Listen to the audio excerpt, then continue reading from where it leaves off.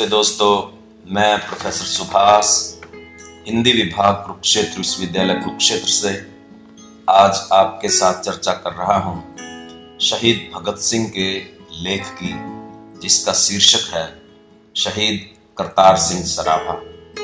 दोस्तों, हम सब जानते हैं क्रांतिकारी आंदोलन पर, उनके साथियों पर और उसके बाद के आंदोलनों पर शहीद भगत सिंह के जीवन का, उनके बलिदान का और उनके विचारों का बहुत बड़ा योगदान है। ये जानना बहुत दिलचस्प है कि शहीद भगत सिंह के व्यक्तित्व पर किसका प्रभाव था।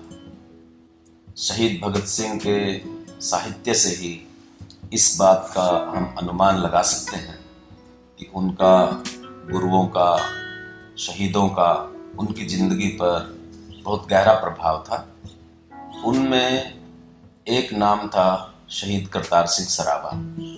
कहा जाता है कि भगत सिंह के वे प्रेरणा स्रोत थे।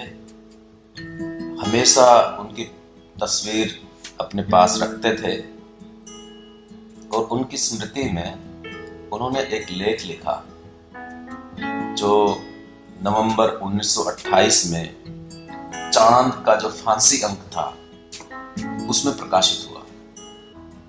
इस तरह के लेख उस समय क्रांतिकारियों के लिए बहुत बड़ी प्रेरणा के स्रोत थे और शहीद भगत सिंह ने इस तरह के कई लेख लिखे हैं। तो प्रस्तुत है दोस्तों शहीद करतार सिंह सराभा। रणचंडी के इस परम भक्त विद्रोही करतार सिंह की आयु अभी 20 वर्ष की भी नहीं हुई थी कि जब उन्होंने स्वतंत्रता देवी की बलिवेदी पर अपना बलिदान दे दिया। आंधी की तरह वह अचानक कहीं से आए, अग्नि प्रज्वलित की और सपनों में पड़ी रणचंडी को जगाने की कोशिश की। विद्रोह का यज्ञ रचा और आखिर स्वयं इसमें भस्म हो गए। वे क्या थे, किस दुनिया से अचानक आए और झट कहाँ चले गए, हम कुछ भी न जान सके। 19 वर्ष की आयु में ही उन्होंने इतने काम कर दिखाए कि सोचकर हैरानी होती है। इतनी जरूरत, इतना आत्मविश्वास, इतना आत्मत्याग और ऐसी लगन बहुत कम देखने को मिलती है। भारतवर्ष में इन गिने चुने नेताओं में ऐसे इंसान करतार सिंह का नाम सूची में सबसे ऊपर है। उनकी रग रग में क्रांति का जज्बा समाया हुआ था। उनकी जिंदगी का एक ही लक्ष्य, एक ही इच्छा और एक ही आशा जो भी था, क्रांति थी। इसलिए उन्होंने जिंदगी में पांव रखा और आखिर इसीलिए इस दुनिया से कूच कर गए। आपका जन्म 1896 में गांव सराबा, जिला लुधियाना में हुआ था। आप माता पिता के इकलौते बेटे थे। अभी इनकी आयु बहुत कम थी कि पिताजी का देहावसान हो गया, परंतु आपके दादा ने बहुत प्रयत्न से आपको पाला। 9वीं कक्षा पढ़ने के बाद आप अपने चाचा के यहाँ चले गए। वहां उन्होंने 10वीं की परीक्षा पास की और कॉलेज में पढ़ने लगे। यह 1910-11 के दिन थे। इधर आपको स्कूल और कॉलेज के पाठ्यक्रम के तंग दायरे से बाहर की बहुत सी पुस्तकें पढ़ने का अवसर मिला। यह आंदोलन का जमाना था। इस वातावरण में रहकर आपकी देश प्रेम की भावना पल्लवित हुई। इसके बाद आपकी अमेरिका जाने की इच्छा हुई। घर वालों ने उनका कोई विरोध नहीं किया। आपको अमेरिका भेज दिया गया। सन 1912 में आप सैन फ्रांसिस्को के बंदरगाह पर पहुंचे। आजाद देश में पहुंचकर कदम कदम पर आपके कोमल हृदय पर चोट पड़ने लगी। इन गोरों की जुबान से डैम हिंदू, ब्लैक मैन आदि सुनते ही वे पागल हो उठते थे। उनको कदम कदम पर देश की इज्जत व सम्मान खतरे में नजर आने लगे। घर की याद आने पर जंजीरों में जकड़ा हुआ विवश भारत सामने आ जाता। उनका कोमल दिल धीरे धीरे सख्त होने लगा और देश की आज़ादी के लिए जिंदगी कुर्बान करने का निश्चय दृढ़ होता गया। उनके दिल पर उस समय क्या गुजरती थी, यह हम कैसे समझ सकते हैं। यह असंभव था कि वे चैन से रह पाते। हर समय उनके सामने यह प्रश्न उठने लगा कि यदि शांति से काम न चला तो देश आज़ाद किस तरह होगा। फिर बिना अधिक सोचे उन्होंने भारतीय मजदूरों का संगठन शुरू कर दिया। उनमें आज़ादी की भावना उभरने लगी। हर मजदूर के पास घंटों बैठकर वे समझाने लगे कि अपमान से भरी गुलामी की जिंदगी से तो मौत 1000 दर्जा अच्छी है। काम शुरू होने पर और लोग भी उनसे आ मिले। मई 1912 में इन लोगों की एक खास बैठक हुई। इसमें कुछ चुनिंदा हिंदुस्तानी शामिल हुए। सभी ने देश की आजादी के लिए तन मन धन न्यौछावर करने का प्रण लिया। इन्हीं दिनों पंजाब के जलावतन देशभक्त भगवान सिंह वहां पहुंचे। धड़ाधड़ जलसे होने लगे, उपदेश होने लगे, काम से काम चलता गया, मैदान तैयार हो गया। फिर अखबार की जरूरत महसूस होने लगी। गदर नामक अखबार निकाला गया। इसका प्रथम अंक नवंबर 1913 में निकाला गया। इसके संपादकीय विभाग में करतार सिंह भी थे। आपकी कलम में अथाह जोश था। संपादकीय विभाग के लोग अखबार को हैंड प्रेस पर छापते थे। करतार सिंह क्रांति पसंद मत वाले नौजवान थे। प्रेस चलाते हुए थक जाने पर वे गीत गाया करते थे। सेवा देश दी जिंदड़िए बड़ी औखी, गल्लां करनिया ढेर सुखलियां ने, जिन्ना देश सेवा विच पैर पाया उन्हां लख मुसीबतां चलियां ने। देश सेवा करनी बहुत मुश्किल है, जबकि बातें करना बहुत आसान है। जिन्होंने देश सेवा के रास्ते पर कदम उठा लिया वे लाख मुसीबतें झेलते हैं। करतार सिंह जिस लगन से परिश्रम करते थे उससे सभी की हिम्मत बढ़ जाती थी। भारत को किस तरह आजाद कराया जाए यह किसी और को पता चले या नहीं, और किसी ने इस पर सोचा हो या नहीं, लेकिन करतार सिंह ने इस सवाल पर बहुत कुछ सोच रखा था। इसी दौरान आप न्यूयॉर्क में विमान कंपनी में भर्ती हो गए और वहीं दिल लगाकर काम सीखने लगे। सितंबर 1914 में कामागाटा मारू जहाज को अत्याचारी गोरे साम्राज्यवादियों के हाथ से अवर्णनीय यातनाएं झेलने पर वैसे ही लौटना पड़ा। तब हमारे करतार सिंह क्रांति प्रिय गुप्ता और एक अमेरिकी अराजकतावादी जैक को साथ लेकर जापान आए और कोबे में बाबा गुरदीत सिंह जी से मिलकर सब बातचीत की। युगांतर आश्रम सैन फ्रांसिस्को के गदर प्रेस में गदर और गदर की गूंज और अन्य बहुत सी पुस्तकें छापकर बांटी जाती रही। दिनों दिन प्रचार बढ़ता गया, जोश बढ़ता गया। फरवरी 1914 में स्टॉकटन के पब्लिक जलसे में आजादी का झंडा लहराया गया और आजादी और बराबरी के नाम पर कस्में खाई गई। इस जलसे के मुख्य वक्ताओं में करतार सिंह भी थे। सभी ने घोषणा की कि वह अपने खून पसीने की कमाई एक कर देश की आजादी के संघर्ष में लगा देंगे। इसी तरह दिन गुजरते रहे। अचानक यूरोप में प्रथम विश्व युद्ध छिड़ने की खबर आई। वे खुशी से फूले नहीं समाते थे। एकदम सभी गाने लगे, चलो चलें देश के लिए युद्ध करने, यही आखिरी वचन व फरमान हो गए। करतार सिंह ने देश लौटने का जोरों से प्रचार किया। फिर स्वयं जहाज पर सवार होकर कोलंबो पहुंच गए। इन दिनों अमेरिका से पंजाब आने वाले प्राय डिफेंस ऑफ इंडिया कानून की पकड़ में आ जाते थे।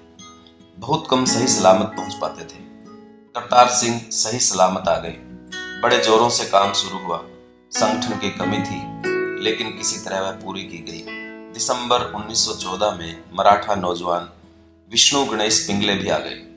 इनकी कोशिश से सचिंद्रनाथ सान्याल और रास बिहारी बोस पंजाब आए। करतार सिंह हर समय हर जगह पहुंचते। आज मोगा में गुप्त मीटिंग है, आप वहां भी हैं। कल लाहौर के विद्यार्थियों में प्रचार हो रहा है, आप फिर प्रथम पंक्ति में हैं। अगले दिन फिरोजपुर छावनी के सैनिकों से गठजोड़ हो रहा है। फिर हथियारों के लिए कलकत्ता जा रहे हैं। रुपए की कमी का प्रश्न उठने पर आपने डाका डालने की सलाह दी। डकैती का नाम सुनते ही बहुत से लोग स्तंभित रह गए, लेकिन आपने कह दिया कि कोई भय नहीं है। भाई परमानंद भी डकैती से सहमत हैं। उनसे पुष्टि करवाने की जिम्मेवारी आप पर डाली गई। अगले दिन बगैर उनसे मिले ही कह दिया, पूछ आया हूं, वे सहमत हैं। वे यह सहन नहीं कर सकते थे कि केवल रुपए की कमी से विद्रोह की तैयारी में देरी हो। एक दिन वे डकैती डालने गांव गए। करतार सिंह नेता थे। डकैती चल रही थी। घर में एक बेहद खूबसूरत लड़की भी थी। उसे देखकर एक पापी आत्मा का मन डोल गया। उसने जबरदस्ती लड़की का हाथ पकड़ लिया। लड़की ने घबराकर शोर मचा दिया।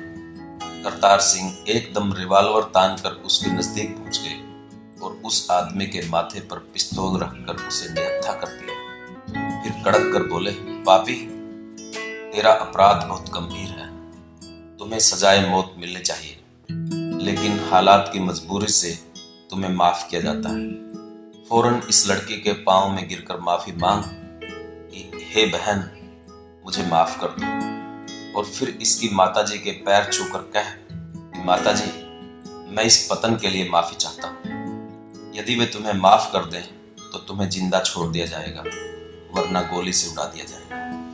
उसने ऐसा ही किया। बात अभी ज्यादा नहीं बढ़ी थी, यह देखकर माँ बेटी की आंखें भर आई। माँ ने करतार सिंह को प्यार भरे लहजे में कहा, बेटा, ऐसे धर्मात्मा और सुशील नौजवान होकर आप इस काम में किस तरह शामिल हुए? करतार सिंह का दिल भी भर आया और कहा, माँ जी, रुपए के लालच में हमने यह काम शुरू नहीं किया। अपना सब कुछ दांव पर लगाकर डकैती डालने आए हैं। हथियार खरीदने के लिए रुपए की जरूरत है, वह कहां से लाएं? माँ जी, इसी महान काम के लिए आज इस काम पर मजबूर हुए हैं। इस समय पर यह दृश्य बड़ा दर्दनाक था। माँ ने फिर कहा, इस लड़की की शादी करनी है, इसके लिए कुछ छोड़ जाओ तो अच्छा है। इसके बाद उन्होंने अपना सारा धन माँ के सामने रख दिया और कहा, जितना चाहे ले ले। कुछ पैसा रखकर माँ ने बाकी सारा रुपया करतार सिंह की झोली में डाल दिया और आशीर्वाद दिया, जाओ बेटा, तुम्हें सफलता मिले। डकैती जैसे भयानक काम में शामिल होकर भी करतार सिंह का दिल कितना भावनामय, पवित्र व विशाल था, यह इस घटना से जाहिर है। फरवरी 1915 में विद्रोह की तैयारी थी। पहले सप्ताह आप पिंगले और दूसरे 2-3 साथियों के साथ आगरा, कानपुर, इलाहाबाद, लखनऊ, मेरठ व अन्य कई स्थानों पर गए और विद्रोह के लिए उनसे मेल मिलाप कराए। आखिर वह दिन करीब आने लगा जिसका बड़ी देरी से इंतजार हो रहा था। 21 फरवरी 1915 भारत में विद्रोह का दिन नियत हुआ था। इसी के अनुसार तैयारी हो रही थी, लेकिन इसी समय उनकी आशाओं के वृक्ष की जड़ में बैठा एक चूहा उसे कुतर रहा था। 4-5 दिन पहले संदेह हुआ कि कृपाल सिंह की गद्दारी से सब ध्वस्त हो जाएगा। इसी आशंका से करतार सिंह ने रास बिहारी बोस से विद्रोह की तारीख 21 की बजाय 19 फरवरी करने के लिए कहा। ऐसा होने पर भी इसकी भनक कृपाल सिंह को मिल गई। इस क्रांतिकारी दल में एक गद्दार का होना इतने खतरनाक परिणाम का कारण बना। रास बिहारी और करतार सिंह भी कोई उचित प्रबंध नहीं होने से अपना भेद छिपा नहीं पाए। इसका कारण भारत के दुर्भाग्य के सिवा और क्या हो सकता है? करतार सिंह पिछले फैसले के अनुसार 50-60 साथियों के साथ फिरोजपुर जा पहुंचे। अपने साथी सैनिक हवलदार से मिले और विद्रोह की बात की, लेकिन कृपाल सिंह ने तो पहले ही सारा मामला बिगाड़ दिया था। हिंदुस्तानी सिपाही निहत्थे कर दिए गए, धड़ाधड़ गिरफ्तारियां होने लगी। हवलदार ने सहायता करने से इनकार कर दिया। करतार सिंह की कोशिश असफल रही। निराश हो लाहौर आए। पंजाब भर में गिरफ्तारियों का चक्कर तेज हो गया। अब साथी भी टूटने लगे। ऐसी स्थिति में रास बिहारी बोस मायूस होकर लाहौर के एक मकान में लेटे हुए थे। करतार सिंह भी वहीं आकर एक चारपाई पर दूसरी ओर मुंह फेर कर लेट गए। परस्पर कोई बात नहीं की, लेकिन चुपचाप ही एक दूसरे के दिल की हालत समझ गए। इनकी हालत का अनुमान हम क्या लगा सकते हैं? दरे तदवीर पर सर फोड़ना, शेव रहा अपना, वसीले हाथ ही ना आए, किस्मत आजमाई के। हमारा काम भाग्य के दर पर सर फोड़ना ही रहा, लेकिन भाग्य आजमाने के साधन ही हाथ नहीं आए। उनकी तो यही ख्वाहिश थी कि कहीं लड़ाई हो और अपने देश के लिए लड़ते लड़ते प्राण दे दें। फिर सरगोधा के नजदीक चक नंबर 5 में आ गए। फिर विद्रोह की चर्चा छेड़ दी। वहां पकड़े गए, जंजीरों में जकड़े गए। निर्भीक विद्रोही करतार सिंह को लाहौर स्टेशन पर लाया गया। पुलिस कप्तान ने कहा, मिस्टर टॉमकिन, कुछ खाना तो लाइए। वह कितना मस्त मौला था। गिरफ्तारी के समय वे बहुत खुश थे। प्राय कहा करते थे, वीरता और हिम्मत से मरने पर मुझे विद्रोही की उपाधि देना। कोई याद करे तो विद्रोही करतार सिंह कहकर याद करे। मुकदमा चला। उस समय करतार सिंह की आयु कुल 18.5 वर्ष थी। सबसे कम आयु के अपराधी आप ही थे, लेकिन जज ने इनके संबंध में यह लिखा, वह इन अपराधियों में सबसे खतरनाक अपराधियों में एक है। अमेरिका की यात्रा के दौरान और फिर भारत में इस षड्यंत्र का ऐसा कोई हिस्सा नहीं जिसमें उसने महत्वपूर्ण भूमिका न निभाई हो। एक दिन आपके बयान देने की बारी आई। आपने सब कुछ मान लिया। आप क्रांतिकारी बयान देते रहे। जज कलम दांतों के नीचे दबाए देखता रहा, एक शब्द न लिखा। बाद में इतना कहा, करतार सिंह, अभी आपका बयान लिखा नहीं गया। आप सोच समझकर बयान दें। आप जानते हैं कि आपके बयान का क्या परिणाम हो सकता है।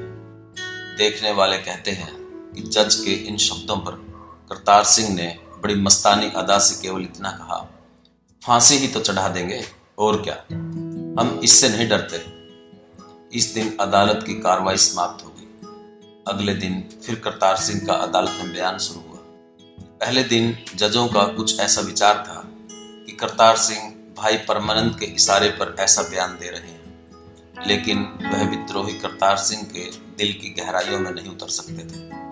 करतार सिंह का बयान अधिक जोरदार, अधिक जोशीला और पहले दिन की तरह ही इकबालिया था। आखिर में आपने कहा, अपराध के लिए मुझे उम्र कैद की सजा मिलेगी या फांसी, लेकिन मैं फांसी को प्राथमिकता दूंगा, ताकि फिर जन्म लेकर जब तक हिंदुस्तान आजाद नहीं हो तब तक मैं बार बार जन्म लेकर फांसी पर लटकता रहूंगा। यही मेरी अंतिम इच्छा है। आपकी वीरता से जज बहुत प्रभावित हुए, लेकिन उन्होंने विशाल दिल वाले दुश्मन की तरह आपकी वीरता को वीरता न कहकर बेशर्मी के शब्दों में याद किया। करतार सिंह को सिर्फ गालियां ही नहीं, मौत की सजा भी मिली। आपने मुस्कुराते हुए जजों को धन्यवाद दिया। करतार सिंह फांसी की कोठरी में कैद थे। आपके दादा ने आकर कहा, करतार सिंह, जिनके लिए मर रहे हो वे तुम्हें गालियां देते हैं। तुम्हारे मरने से देश को कुछ लाभ होगा, ऐसा भी दिखाई नहीं देता। करतार सिंह ने बहुत धीमे से पूछा, दादाजी, फलां रिश्तेदार कहाँ है? प्लेग से मर गया। फलां कहाँ है? हैजे से मर गया। तो क्या आप चाहते हैं कि करतार सिंह महीनों बिस्तर पर पड़ा रहे और पीड़ा से दुखी किसी रोग से मरे? क्या उस मौत से यह मौत 1000 गुना अच्छी नहीं? दादा चुप हो गए। आज फिर सवाल उठता है कि उनके मरने से क्या लाभ हुआ? वह किस लिए मरे? इसका जवाब बिल्कुल स्पष्ट है, देश के लिए मरे। उनका आदर्श ही देश सेवा के लिए लड़ते हुए मरना था। वे इससे ज्यादा कुछ नहीं चाहते थे। मरना भी गुमनाम रहकर चाहते थे। चमन जारे मोहब्बत में उसी ने बागबानी की, जिसने मेहनत को ही मेहनत का समर जाना। नहीं होता है मुहताजे नुमाइश फैज शबनम का, अंधेरी रात में मोती लुटा जाती है गुलशन में। 1.5 साल तक मुकदमा चला। 16 नवंबर 1915 का दिन था जब उन्हें फांसी पर लटका दिया गया। उस दिन भी वे हमेशा की तरह खुश थे। इनका वजन 10 पौंड बढ़ गया था। भारत माता की जय कहते हुए वे फांसी के तख्ते पर झूल गए। दोस्तों, ये था शहीद भगत सिंह का लिखा, शहीद करतार सिंह सराभा के जीवन पर आधारित एक लेख। ये लेख इस मंशा से लिखा गया था ताकि जो नौजवान उनके जीवन से, उनकी हिम्मत से, उनकी प्रतिबद्धता से प्रेरणा लेकर देश सेवा के लिए आगे आए, अपने स्वार्थों से बाहर निकले। और इनकी प्रेरणा से अनेक नौजवान पूरे देश के अंदर और देश से बाहर स्वतंत्रता आंदोलन में शामिल हुए। स्वतंत्रता आंदोलन से उनका मतलब सिर्फ अंग्रेजों को यहाँ से भगाना नहीं था, बल्कि एक ऐसी व्यवस्था कायम करना था जिसमें एक मनुष्य दूसरे मनुष्य का शोषण न कर सके, एक देश दूसरे देश के संसाधनों का शोषण न कर सके, एक ऐसा वर्ग विहीन समाज जिसमें सबको अपने विकास के अवसर मिले। और उसका नाम वो देते थे क्रांति। क्रांति से ही इस तरह की व्यवस्था संभव है। क्रांति का मतलब उनके लिए था सामाजिक व्यवस्था में, आर्थिक व्यवस्था में आमूलचूल परिवर्तन। दोस्तों, हम सब जानते हैं 1947 में भारत आजाद हुआ और इन शहीदों का उस आजादी में बहुत बड़ा योगदान है। और जिस तरह का संविधान अपनाया गया उन मूल्यों में भी इन शहीदों का बहुत बड़ा योगदान है। लेकिन इनका सपना ना तो 1947 में पूरा हुआ था और ना ही अभी तक पूरा हुआ है, क्योंकि जिस तरह के समाज की ये कल्पना करते थे अभी वो स्थापित नहीं हुआ। शोषण अभी जारी है, जारी ही नहीं है, बल्कि शोषण ने इस तरह से अनेक रूप धारण कर लिए हैं। मेहनतकश लोगों का जीना मुहाल हो रहा है, उनके आंदोलनों को दमन से दबाया जा रहा है। आज भी देशभक्तों के लिए, क्रांतिकारियों के लिए, जो इस समाज में एक सुंदर समाज देखना चाहते हैं, मानवीय मूल्यों से परिपूर्ण समाज देखना चाहते हैं, इन शहीदों का बलिदान, इनका जीवन संघर्ष, इनके विचार, उनकी विरासत है, उनके प्रेरणा पुंज हैं। उम्मीद है दोस्तों आपको ये लेख पसंद आया होगा। आप इसे आगे बढ़ाइए। मिलते हैं शहीद भगत सिंह के किसी और लेख के साथ। तब तक के लिए धन्यवाद।